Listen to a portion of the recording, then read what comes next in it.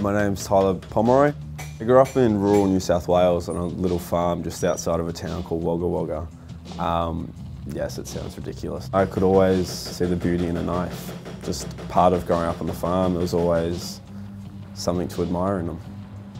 Bladesmithing was always the job that I wanted to do if I didn't have to worry about money sort of thing, so I thought, screw it, I'll look into it.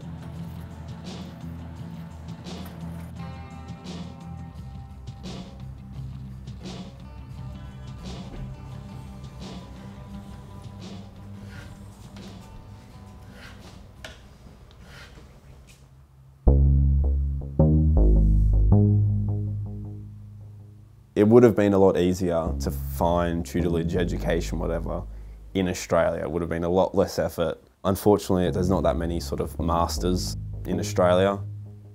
I didn't want to sort of be adequate.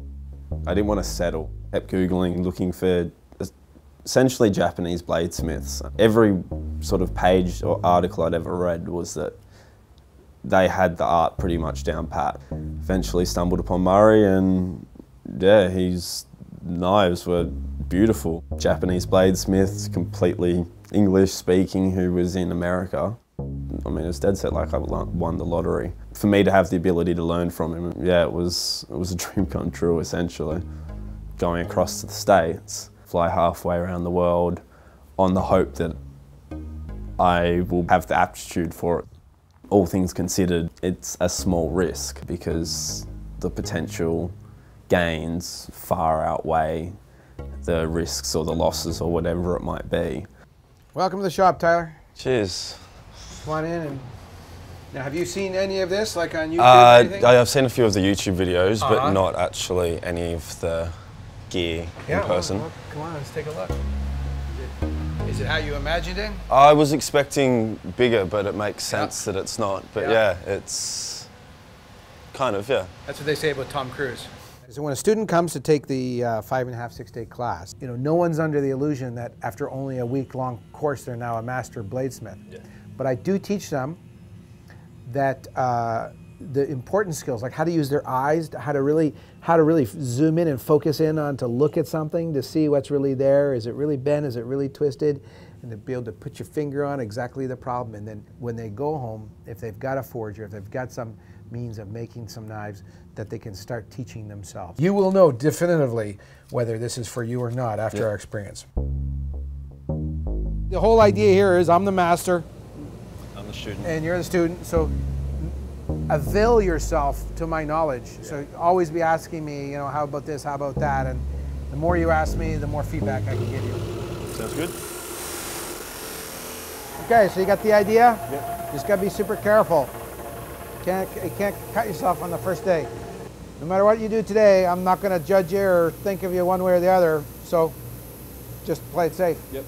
He wasn't really what you'd expect. He's a definite character. I mean, I was expecting someone much more reserved.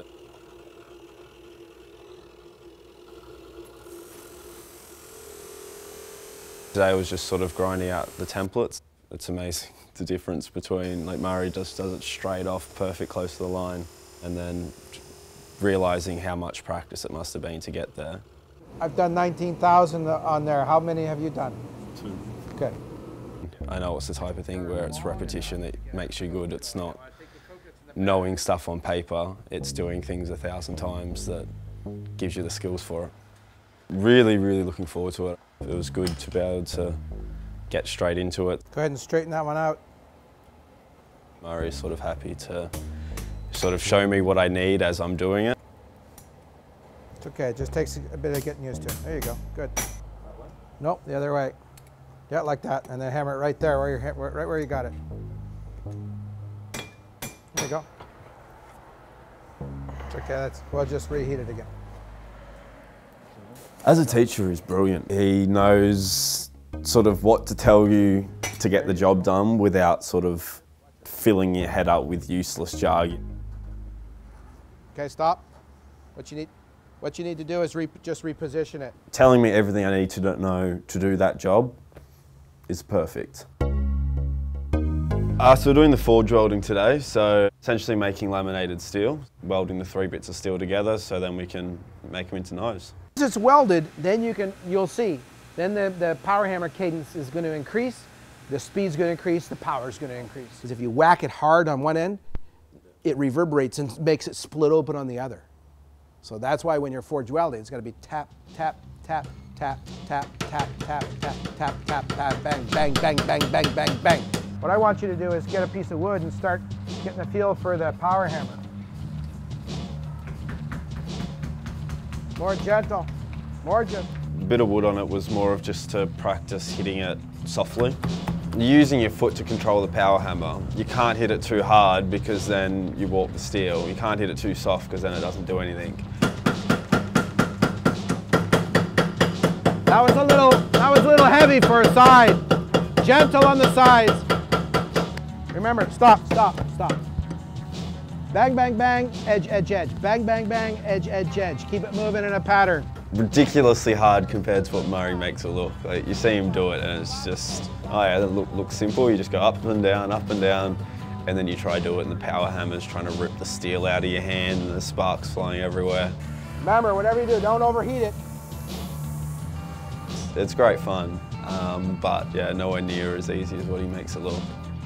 Once you've done it and sort of half failed and then watching more carefully what Murray does, it sort of gives you that moment. It's like, that's where I went wrong. These are the 2 neck knives that I've forged so far.